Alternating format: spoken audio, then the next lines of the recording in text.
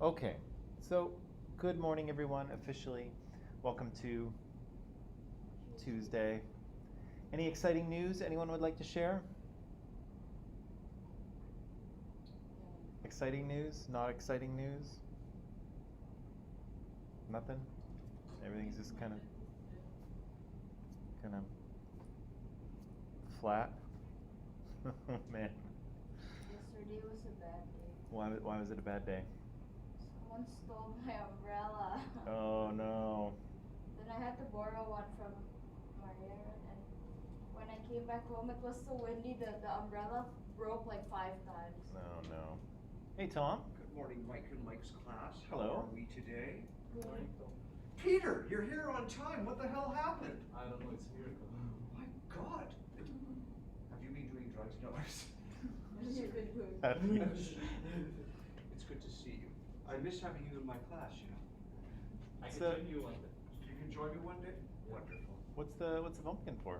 Huh? What's the pumpkin for?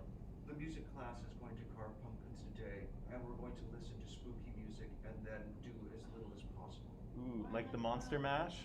Kind of, well, you know what? I'm going to start them with the Cacciatorian piano, or so the Rachmaninoff piano concerto, C sharp minor, the really spooky one. Yeah. Dun, dun, dun, bom, bom, bom. Oh. You know, this big fat Russian piece of music. Then we'll go on to the Berlioz Symphony Fantastique, which appears in The Shining, when Jack Nicholson is running around with the axe. That's a creepy movie. And then I'll let them choose. God only knows what they'll come up with. All right. Well, that sounds fun. It'll be scary, that's for sure. Yeah, I'm frightened already. Can we do that? Can we do I've that? never carved Carve pumpkins? No, like Like watch a movie? A scary movie? Yeah. Yeah. At 8 in the morning? Yes. Yes.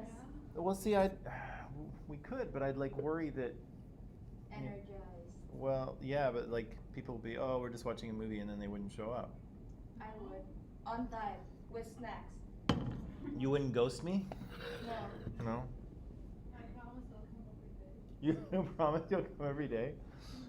You already have to do that. You're not adding anything to the pot, Dunya. I'll think about it. Any suggestions for a scary movie? The only one I know is The Nun. The what? The Nun. The Nun. Oh, I think I've heard of that one. I haven't seen it. Any suggestions? Anybody like scary movies here? As long as it's watched in the day. If at night, then oh hell no. Oh yeah. Yeah, you don't want to watch it, especially like alone in a house.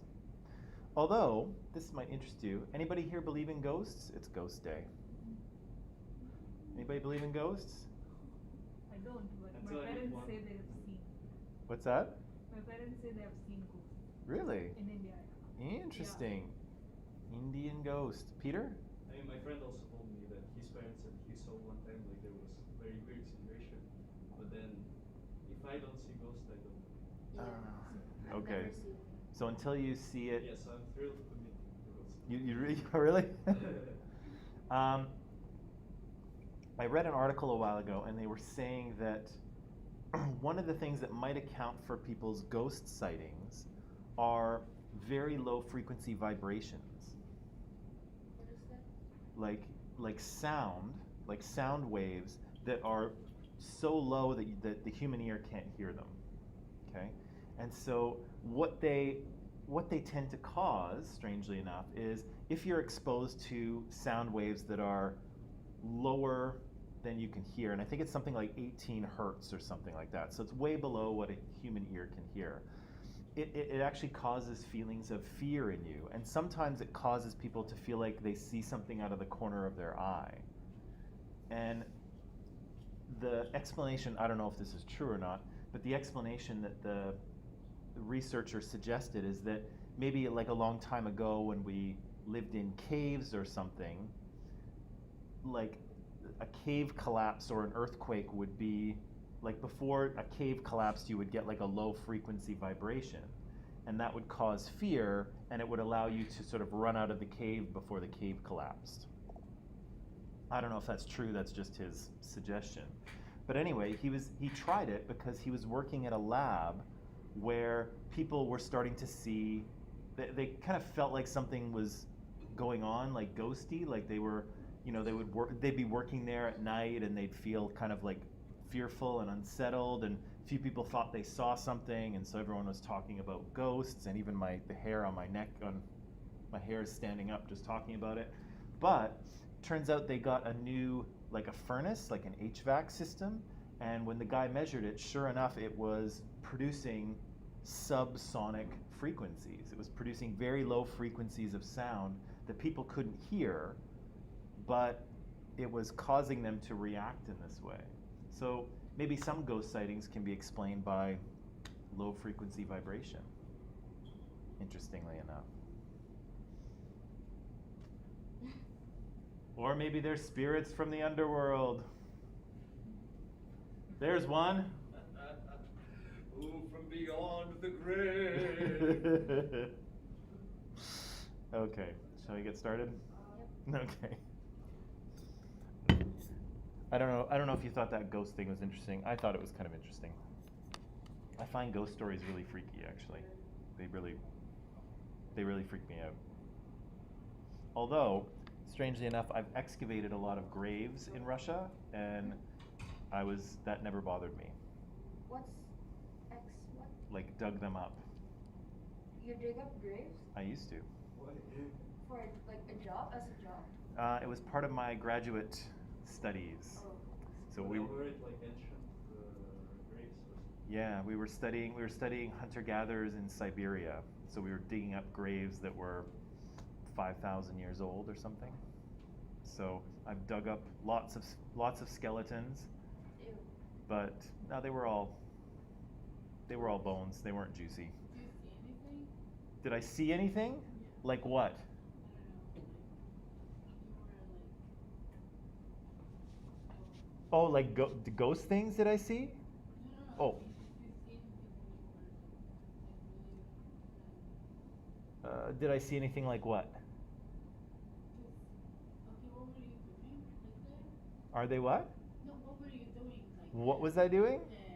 So we were excavating the graves to try to describe what these hunter-gatherers were kind of doing, how they were living, what they were eating, what their society was like thousands of years ago. So it was an archaeology thing.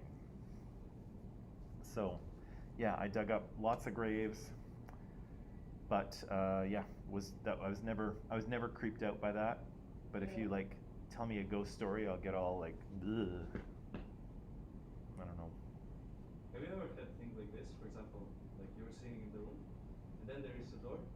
Yep. That like I don't know, like maybe you're in the living room, let's say, and there is your bedroom. Yeah. So it's right in front of you, and the door is a bit open. Like Okay. usually it's closed, but then you left it open, and then it's dark. You know, it's at night. You're in the living Oh. room, and so you look at the door, and it's like darker there than in the living room. And I don't know why, but I have these things like a few times, and I always, every time I look, I think that the door is slowly, opening wider and wider. Oh, okay. But it's not really. It's just like Yeah, it's just open. it's in your mind, right? Yeah, You yeah. you think that you're like, oh, was that far open before, or was it, right? Interesting. Yeah, I don't know. That's never happened to me. Although this morning I came downstairs, and the kitchen has a door on it, and the kitchen door was kind of halfway between open and closed, and it never is. Like, we always leave it fully open, but for some reason it was halfway. So, ooh, I don't know. Maybe it's just the heat. The heat was on last night, so maybe it pushed the door. I don't know. Or it could be a ghost. Or the wind. Or the wind, even though all the windows are closed. Or maybe a ghost. Okay. That's enough of that. Okay, so where were we? On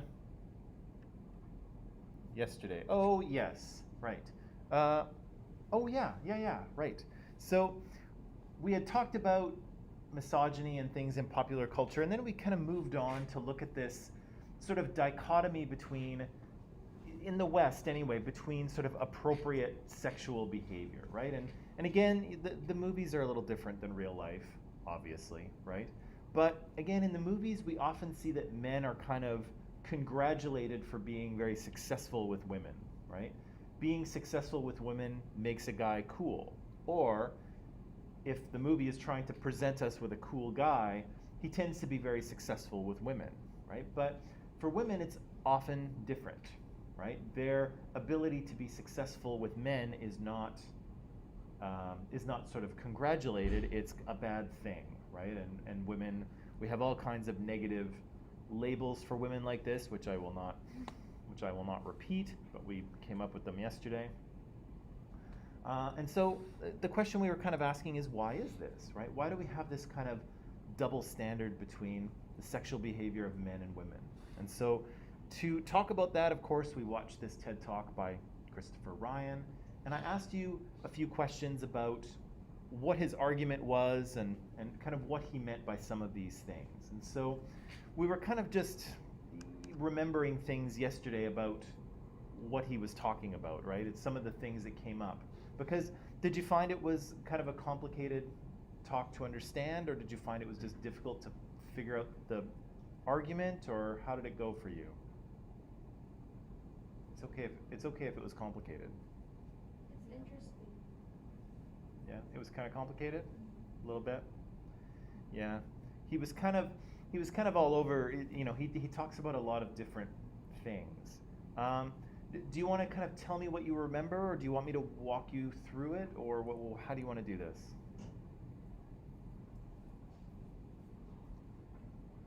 How do you want to do this? I'm okay to walk you through, but I'd also like to hear what your ideas are, or what you remember from yesterday. Just anything. Anything.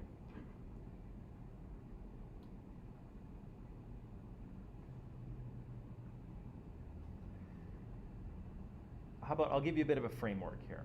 So what he was trying to do, he was looking at our sexuality, right? So we said that in many, many animals, sex is not a big thing, right? You've seen animal documentaries. They kind of get together, boom, boom, boom, they're done. Neither of them seem to be too excited about the whole process, and then that's it, right? But for humans, sexuality is a big deal, right? There's a lot of stuff that goes along with it. And so his question is, why? Why did we evolve this complicated sexuality when we could just, and be done with it, right? That would be good enough to reproduce. But yet humans have all this other stuff, so why? And so he was doing some comparisons to other primates, right, that we are kind of most similar to. And he was also making some comparisons to other cultures. So maybe I'll stop there and you can tell me what you remember.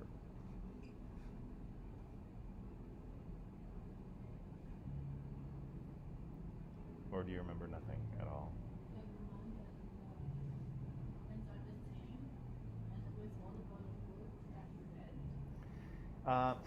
Yeah, so the talk is based on a book that he wrote, right?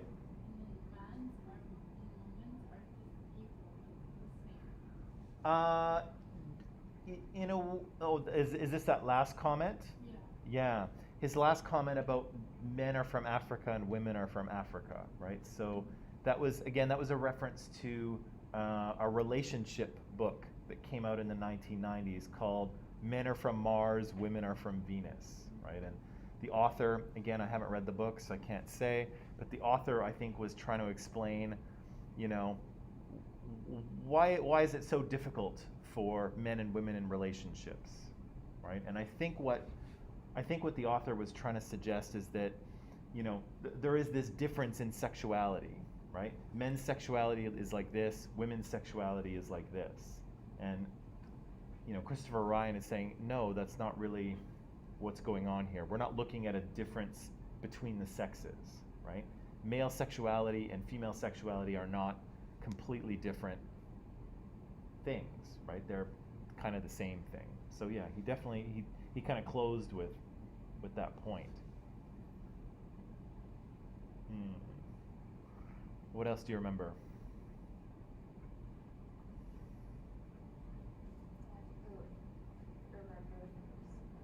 Okay, let me walk you through a few things, okay?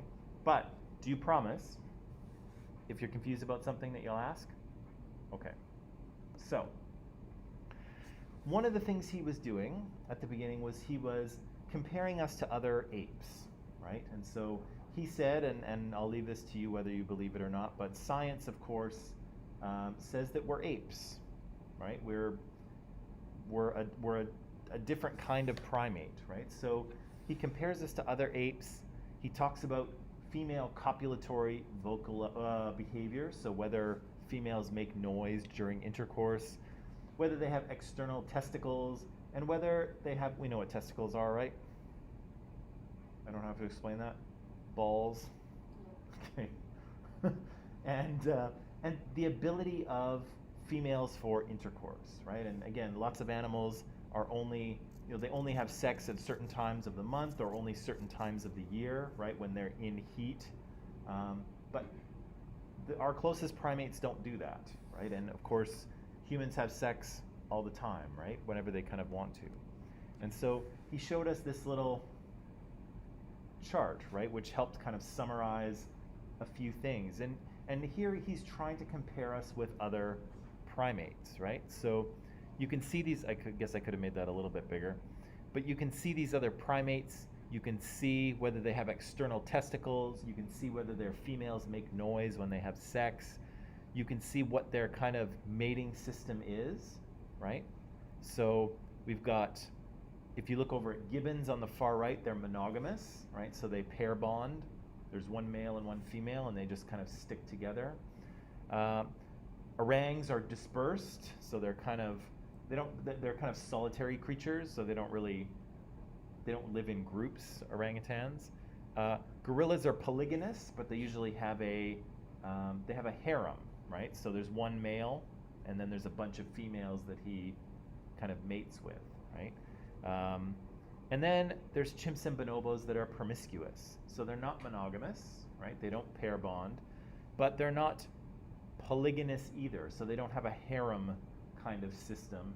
Instead, they kind of have flexible sexual relationships. Chimps and bonobos are like that. And so he's kind of making a comparison here that, we are most like chimps and bonobos, at least genetically speaking, and our closest relatives are promiscuous animals. They're not monogamous ones. They're not pair bonding animals. So, yeah, he says we're kind of most like these animals that are promiscuous, right? So they have sex with multiple partners. Yeah, that's a bonobo, if you're wondering. He's kind of cute, right? Can you believe that thing and the guy in the little circle there are like 98% genetically similar? Oh. Me? Yeah. Bizarre, hey? So the other thing Christopher Ryan talked about is this kind of traditional narrative, and I think this is that men are from Mars, women are from Venus kind of idea, right? Where men and women are different, right? And they have, in terms of sexuality, they have different interests, right? So men are kind of providing food and shelter and meat and protection, and women are, promising only to have sex with this man in order to access this food and shelter, right? And so it's a very, good morning, it's a very common kind of idea, right? And it's still one that people talk about, man the hunter and woman the homemaker and blah, blah, blah, blah, blah. We hear about this kind of idea quite a bit. But Christopher Ryan says, but that doesn't really match with what we know about hunter-gatherers, because they tend to share everything, right? Hunter-gatherers live in groups, small groups, and everybody hunts, everybody forages for food, and then everybody shares with everyone else, right? And that's what you do to make sure that everyone eats all the time, because sometimes, you go out looking for food and you don't find any, right? Or the men go out hunting and they're not successful. They come back with nothing, right? And so if everybody shares with everybody all the time, that makes sure that everybody eats, right? And so hunter-gatherers, yeah, they share food and shelter and protection all the time. So women don't need a man to access these things. And so this kind of idea is just not correct, right? It doesn't really describe how humans biologically are, right? So what he's kind of suggesting here is that in a biological sense, we are promiscuous animals, right? So we are animals that are kind of biologically designed to have multiple sexual partners, right? And we use this, sex is a thing that we use to create relationships, right? And to bond with people. And only second is it a way to reproduce ourselves. So the kind of complicated sexuality that humans have, we have a dating process usually, and there's all kinds of feelings and issues and sort of complicated. Human sexuality is complicated, right? It's a complicated thing. And so Christopher Ryan is saying we evolved this because it's part of our social system, right? It's what allows us to connect and bond with others. It's not just about bonding with one person to produce children, right? That's reproduction. And so some people would suggest that that we're monogamous creatures, right? Or they might want to, but Christopher Ryan is arguing something different here. He's saying that we're actually promiscuous animals who choose to be monogamous, right? So lots of our cultures, when we get married, you only get that one sex partner, right? There's only sex with your husband or wife, and there's no sex outside the marriage. Lots of cultures are like that.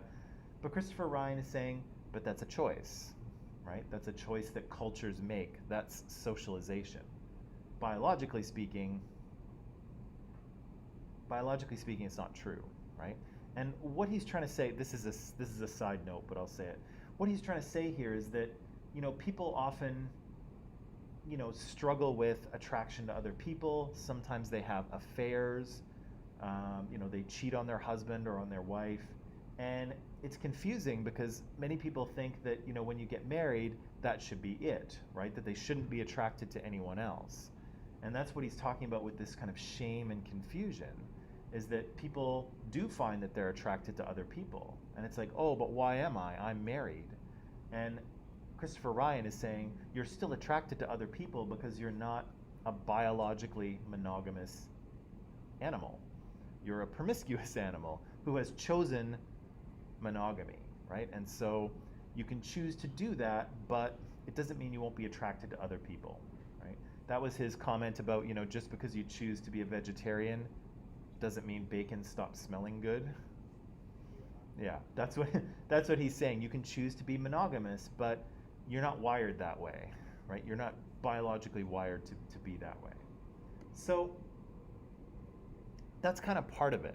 But then he went on to talk about these ideas here, that that he felt that men in some societies feel they have some right to monitor and control women's sexual behavior, and that women's sexuality had become conflated with property rights. So before I kind of continue, does anyone want to make any kind of a guess at what he's talking about with either of those statements?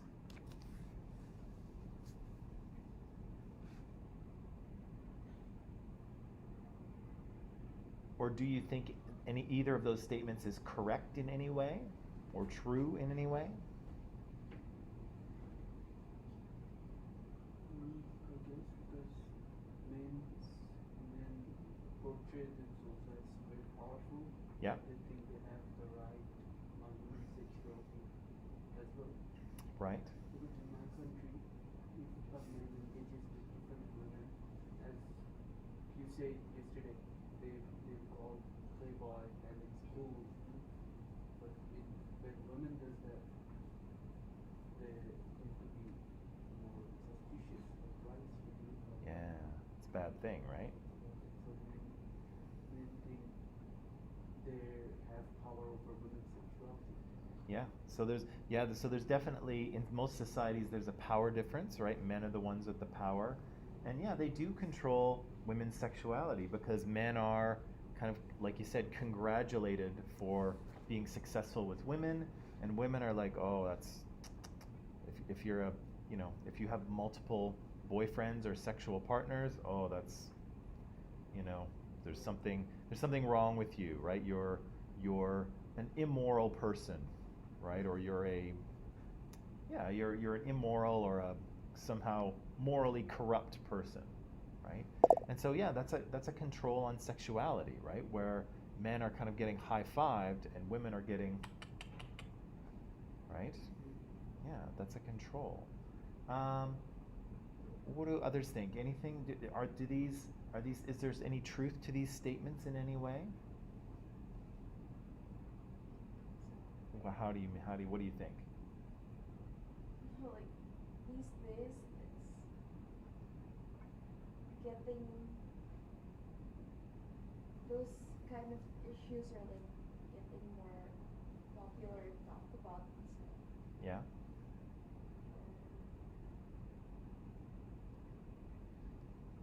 I have a friend back in the country. He's older than me. Mm-hmm. He's with a lot of girls, but when he went for marriage, there was not much questions asked. Oh, it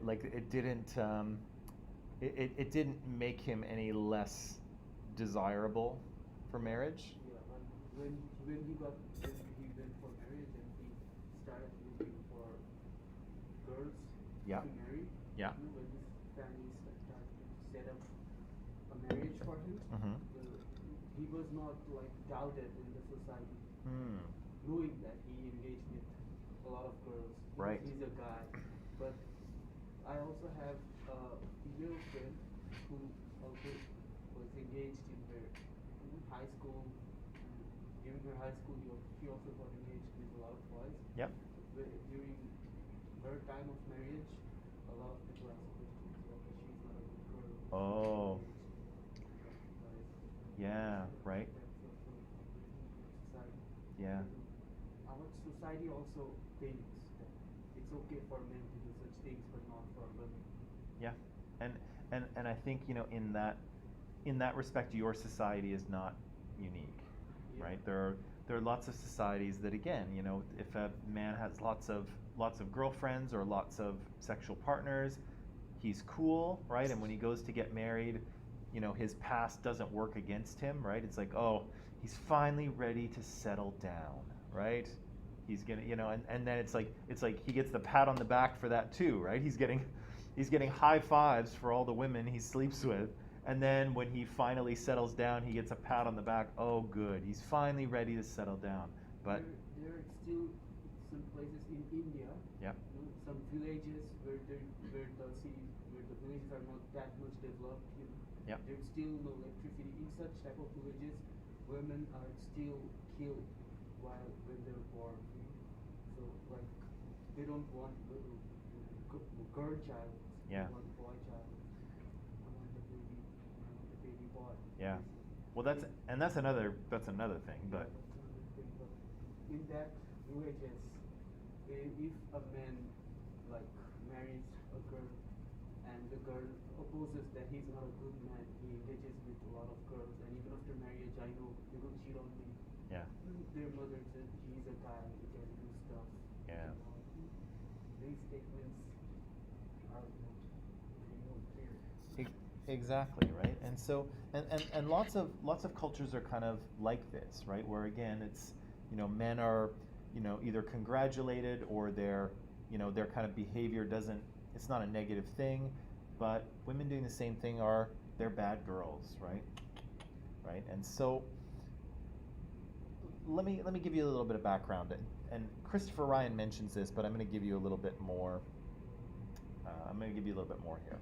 So if you look at other cultures around the world, usually what you find are simpler societies. So people who are hunter-gatherers, there's not many of them left. People who are hunter-gatherers, people who have very simple farming operations, there tends to be more kind of flexibility in terms of sexual behavior and marriage. Okay, so simpler societies and foraging societies, they have marriage, but women and men are more equal. either one of them can kind of divorce the other. They usually are allowed to have sexual partners before marriage. Sometimes they're allowed to have other sexual partners while they're married, although it's not. It's kind of frowned upon, but lots of people do it anyway. Like an open relationship. What's that? Like an open relationship. Well, kind of. Depends on who you ask. But the rules are a lot less rigid, right? And so there's a lot more kind of flexibility. There's sex before marriage. You know, if you get divorced or if your spouse dies, you can have sex with other people after marriage. Some people cheat within the marriage, and it's kind of, you know, it causes upset within the marriage, but that's about it. But when you look at people who are kind of intensive agriculturalists, so big farming communities, and again, that starts about 10,000 years ago, like Christopher Ryan states. When you look at those societies and the societies that come from them, like yours and mine, right? You often see that there's tighter control of sexuality, both for men and women, but particularly for women. And there's a lot of interest in who the parent of the child is, okay? Who's the father, right, is an important thing. And yeah, this is kind of the pattern you see. So So it has to do with subsistence, right? It has to do with how people get their food. And why the difference, right? Why are these simple societies kind of a little more sexually flexible and loose? And why are these agricultural communities more kind of repressive and rigid and controlling, right? And the difference here, many people would suggest, is that people who farm, like big-time farmers, they tend to own their land, okay? Foragers don't own the land, right? People who are hunter-gatherers, they feel like they belong to it, right? The land is kind of like your mother. You can't own your mother, can you? No, that's weird, right? So hunter-gatherers stay the same thing. You can't own the land. The land is what takes care of you, right? But of course, farmers are very comfortable with the idea that you can own land, right? You can buy it, you can sell it, no problem. You can pass it down, right? And here's where it gets tricky, because people who farm, especially successful farmers who have land and wealth, they want to pass their land down to usually their son, right? But the question is, thousands of years ago, how do you make sure that your son is yours, right? How do I make sure that my son is mine and not Zartaj's? Well, we probably know. DNA test? Well, thousands of years ago, we don't have DNA tests, right? We'd probably know, right? If he came out with like brown eyes and dark skin, it'd be like, okay, that's not my kid. But otherwise, you wouldn't know, right? You wouldn't be able to tell. There's no DNA test, right? So what do? You start controlling people's sexuality, right? If you want to make sure, if I'm thousands of years ago, if I want to make sure that my son is actually mine, I make sure that I marry a virgin, right? Someone who's had no sex before marriage. And then once we're married, I make sure that she only has sex with me, right? And if I make sure of that, that means I can know for certain that my son is mine, and then I can feel safe about passing down my wealth and my land to him, right? And he can feel comfortable passing it down to his son. And so in the absence of kind of, being able to biologically determine whose son is whose, you have to control people's sexuality, right? And because it passes through the male line, fathers are very interested in who their sons are. Just one second. But if you look at hunter-gatherers, they don't really care so much, right? Because they don't really own anything. They don't own any land. They don't have any wealth. There's nothing to pass down, right? And so, if I think this child is mine and I step forward and I say, I'm the father of this child, if I'm right or wrong, it doesn't really make a difference, right? Because we're all in a hunter-gatherer group. Everyone's raising children kind of together as a group. It's kind of a team endeavor. And it just doesn't much matter, right? If I'm right or wrong about this child, it's really not a big deal, right? But in agricultural communities, it is a big deal, right? And it's such a big deal that, again, women who have sex outside of their marriage might be, beaten or killed for doing that thing, right? Because it jeopardizes a lot of wealth transfer and sort of ideas about, it violates kind of these kind of sexual rules, but also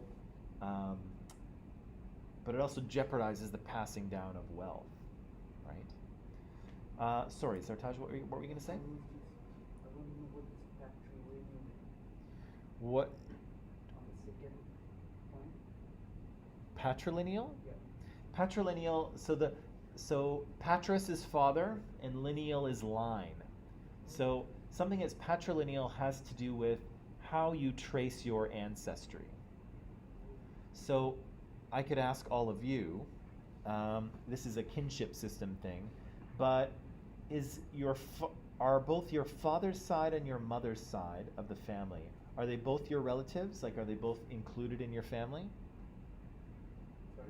Father's side and mother's side? So your father's brothers and sisters and their kids, and your mother's brothers and sisters and their kids, are they all kind of part of your family? Yeah.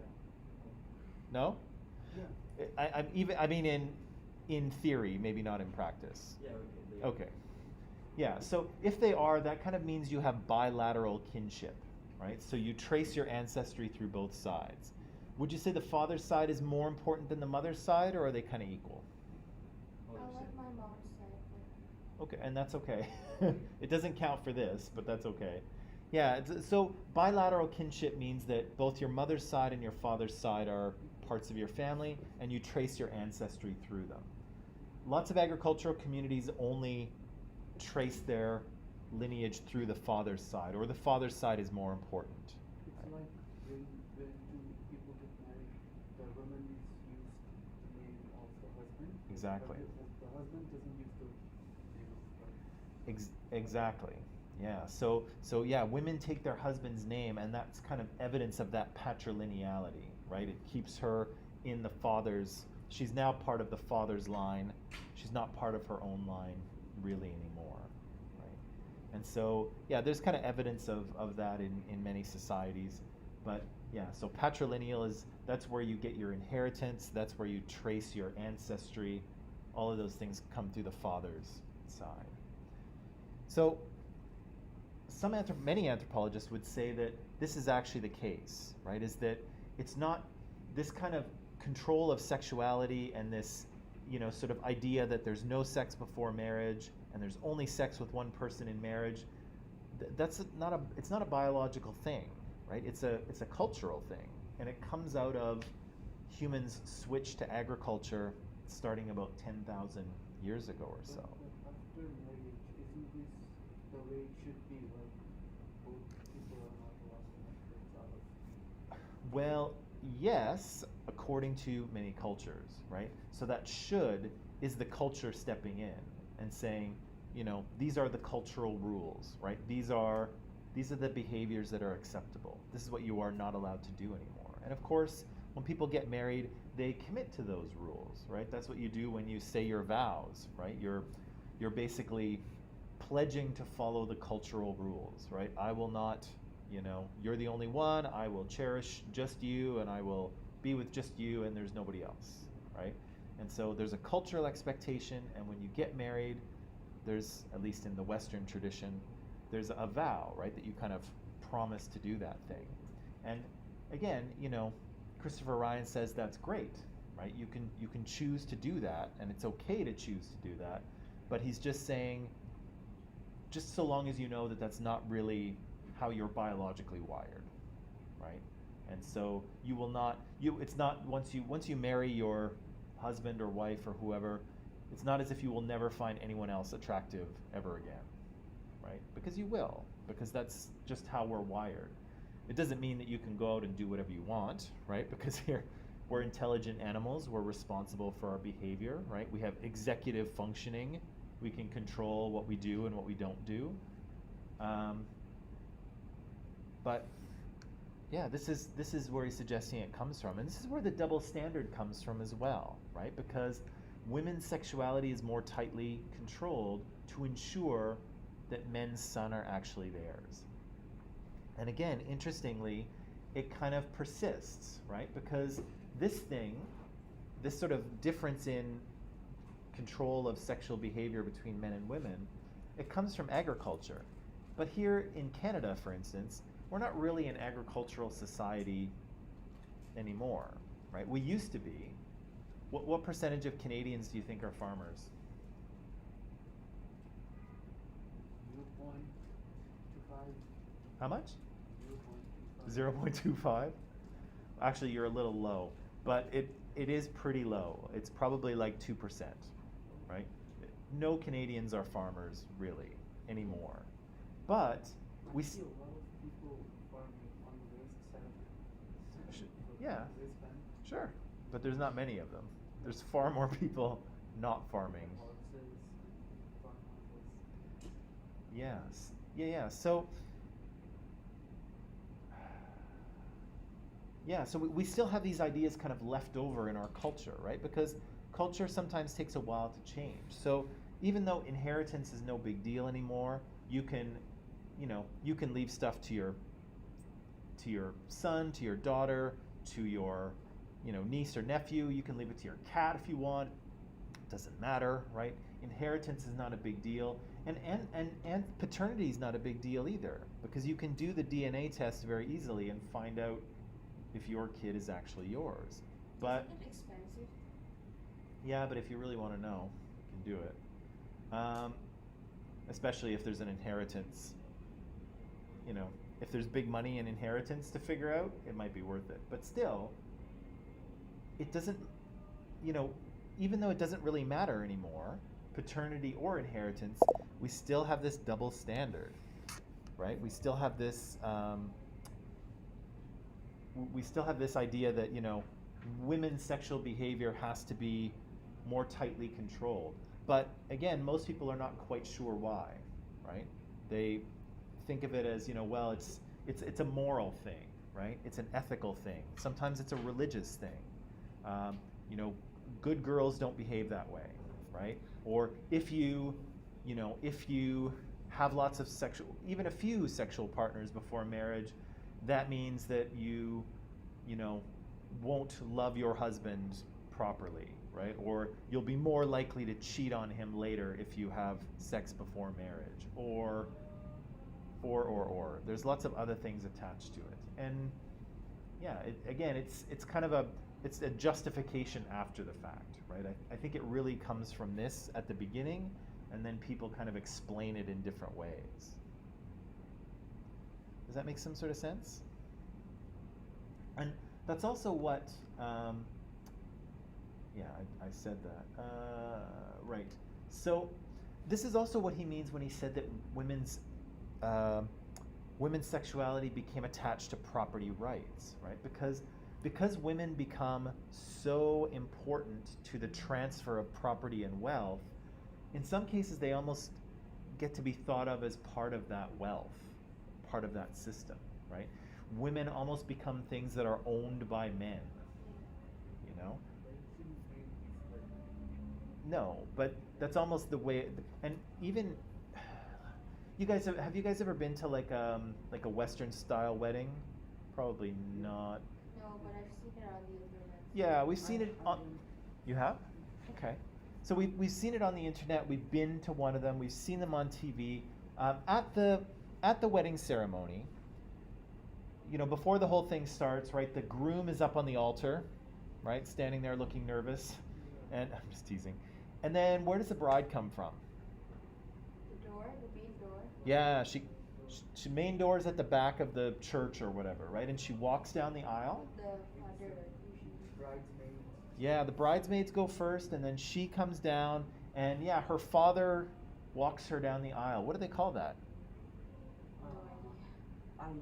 I forgot. Yeah. I remember it. Do you know what it's called? But I thought it's usually like the father has to hand the daughter over to the Exactly. son-in-law. Yeah, it's called giving. He's giving her away, Yeah.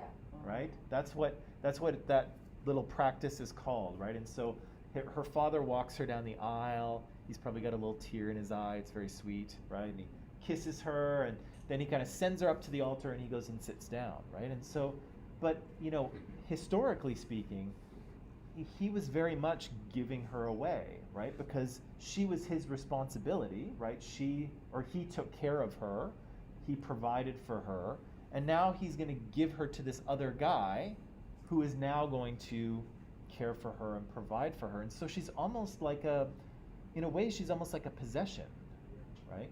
But again, basically in the Western world here in Canada, all women do this, right? If their father is around and he's, part of her life, women want their fathers to walk them down the aisle. What But if the father's not, like if they passed away or they're not? So- Who usually takes them? it depends. Sometimes it could be a friend, it could be, an uncle, it could be a grandfather. Some brides might walk down the aisle on their own if they don't have anyone who can fulfill that role, and that's okay too. But none of these women feel that they're property, right? That they're owned by anyone. But again, the custom stays around, right? Even though the original meaning is kind of lost, we still do the same thing, right? There was a court case in Canada, and this was like probably 150 years ago or something like that. But there was actually a court case where a man was accused of raping his wife.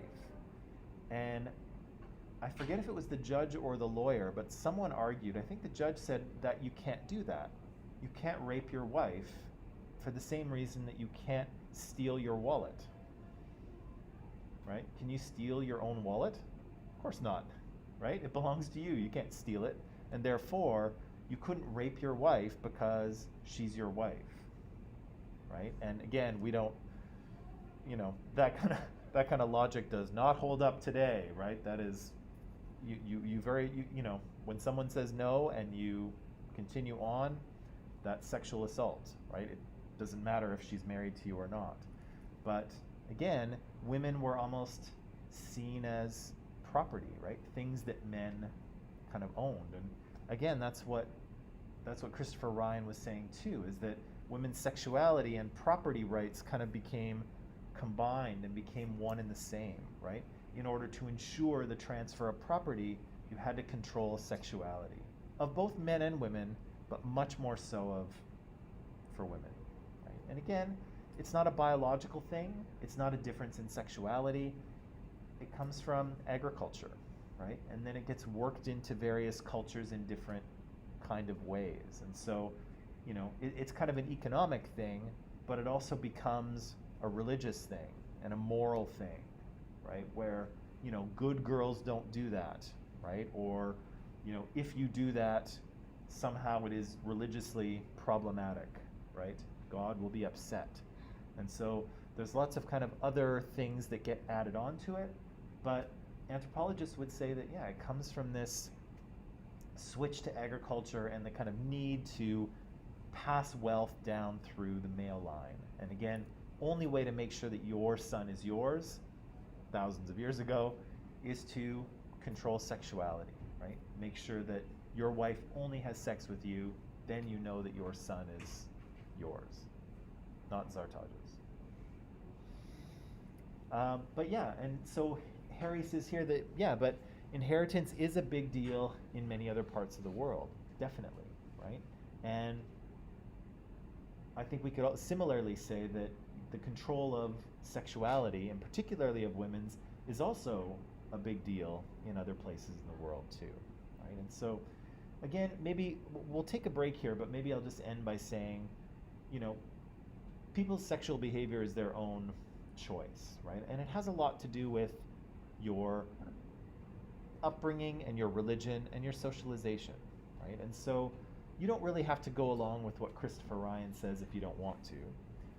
I happen to think he's probably right, but again, that doesn't mean that all of our socialization is not important, right? I think he's right, but I certainly don't want my partner having sex with any other men, right? So, I can say that he's right, But I can also say that, I've been socialized in a certain way to feel that, yeah, like committed relationships should be monogamous, right? And if you're in one, there's no cheating, right? There's no going outside unless you've both consented to the idea that you are allowed to. And of course, some couples are okay with that. I'm not really okay with it. Neither is she. But yeah, as long as it's consent, right? As long as you both agree that what you're doing is okay with the other person, then it's fine. But yeah, I think he's right. But it doesn't mean that it doesn't mean that all of our socialization and culture is now invalid, right? Does that make sense? A little bit? Okay. Want to take a little break? Okay, let's do it. Okay, have a break, and we'll come back in 10. We'll talk about something else.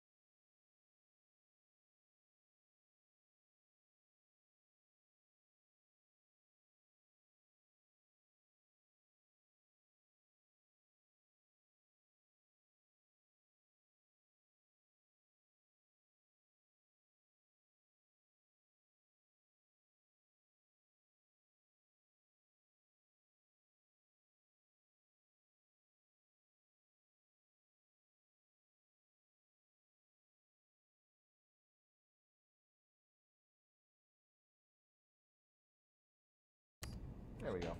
So, yeah, I just wanted to take this little kind of detour because, well, it wasn't really a detour, but I did want to talk about sexuality because, again, some of the inequality, well, a lot of the inequality that we see between men and women in basically every society around the world, I think in many cases you could trace back to this sort of arrangement, right? This sort of switch to agriculture and a focus on the parentage of the child so that you can pass your land and your wealth down, right?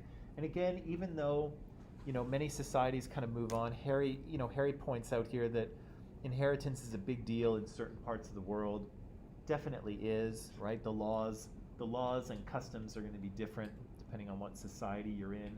Even in a society like Canada where it doesn't much matter anymore, we still have these kind of ideas left over, right? About, how men should behave and how women should behave. And again, it's a double standard and it's not fair, but it comes to us from the past, right? We've kind of inherited that idea, and sometimes we forget to question, the things that come down to us, right? And in the movie Titanic, the actress, the main actress, yeah, were told to sit straight and talk nicely. yeah, They're not like they say you're a girl from class. You should learn sit straight, not like that, and eat properly.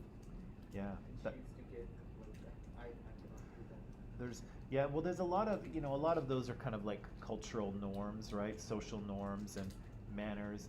But yeah, it's one of the ways in which women are controlled, right? That men exert control over women, right? And so, which actually nicely kind of leads us maybe into what we're going to talk about next. Let me just. Oh yeah, okay. I got to talk about a couple things, and then I have. We'll see if I have time to. Okay. So one of the things that we're talking about here, or sort of referring to, but we haven't actually pointed a finger at it, is something called patriarchy. Have you heard of patriarchy? Or the patriarchy? I've heard of it. You've heard of it? Yeah. And so, yeah, patriarchy is kind of the idea that men are in charge, right? Or maybe should be in charge, right? And again, it comes from two Greek words, I believe, patris for father and archon for ruler. Patris archon, father, ruler, right? And so the idea here is that, again, men are deserving of power and should be the ones in charge, right? And so ideas about men being stronger or more logical or more capable of dealing with tough decisions or being better leaders, or just the idea that men are kind of the default leaders of everything is part of what the patriarchy is, right? And again, we can see it in many places, right? Because most of the leaders of our society are still in fact men, right? Not, those things are changing, which is awesome, but historically speaking, most of our leaders have been men. Do you know how many female prime ministers Canada has had? Over 154 years? What? One. Nice. Yeah, we had one for like 10 minutes. and then she Backed up? She was, I forget the story exactly, but the prime minister stepped down and she stepped in as kind of an interim prime minister because she was kind of the next in line. So she stepped forward, and actually Canadians were really excited about her. We're like, oh, this is great. We have a female prime minister. But then she kind of, Screwed up? yeah, she did a bunch of things that made people kind of lose faith in her. And, there was probably some sexism going on, but also she kind of shot herself in the foot, metaphorically speaking. And, yeah, so, and then she didn't get elected next time. But still, we had a female prime minister for a few months. But still, we have Queen Elizabeth. Yeah, well, we do. I guess we do. Yeah, there's that. She doesn't have any power over here. She's too busy with her 10 dogs or whatever. Corgi. Corgis. I heard that she rejected alcohol on her 6 years of life. Oh, she's not gonna drink. She's Yeah. gonna start taking her health Drink. seriously now that she's 96. I'm gonna go to gym.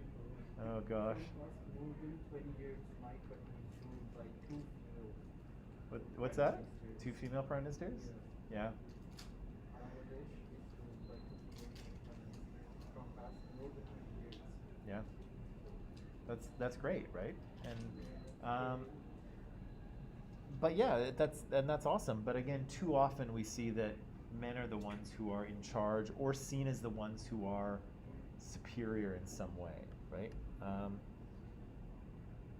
Right. So, Western societies and really many other societies around the world traditionally have been characterized by inequality between men and women. And again, depending on the society you go to, sometimes there's big inequalities, sometimes the inequality is a little bit smaller, but it's always there, right? There's really no society on earth where men and women have equal standing. And there's certainly no society on earth where women have more power than men, right? It's always the situation where men have the power, right? And so what's kind of standing in the way, right? And what's stopping this from being equal? And so what I'd like to do is, maybe this will be probably one of the last things we do with sexism, is just to watch a little documentary here.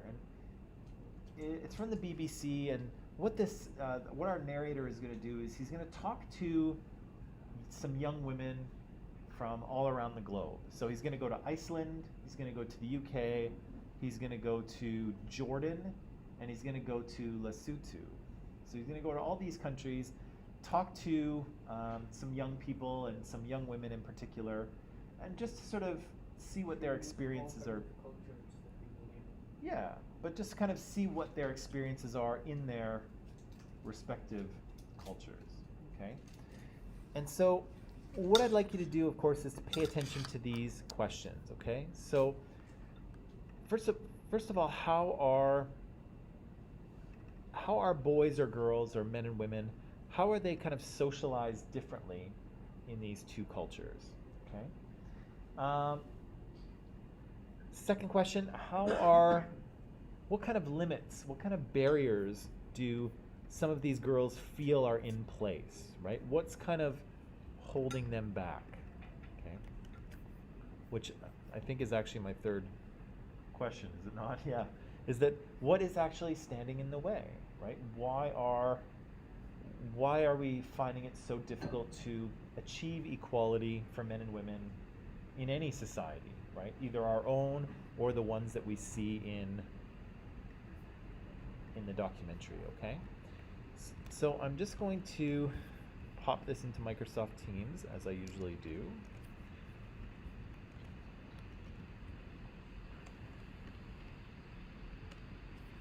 And, oops, that's not right. And we can watch it.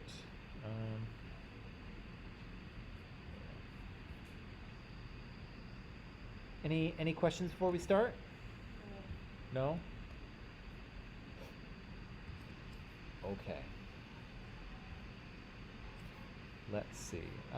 Okay, so online people, 18, 20, 30. So we'll watch about 15 minutes of this, okay? So watch the first 15 minutes, and then we'll come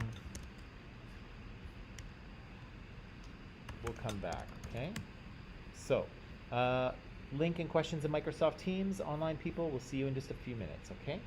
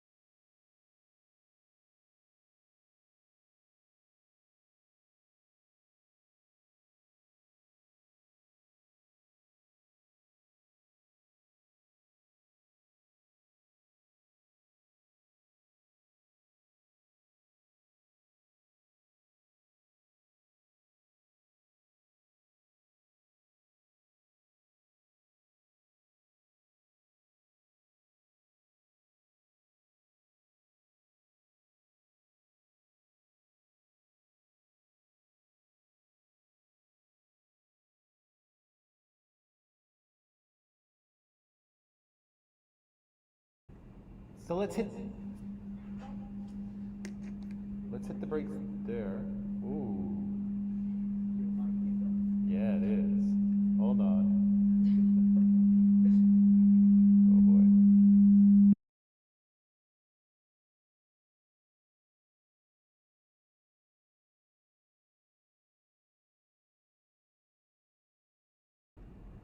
Fixed? Okay.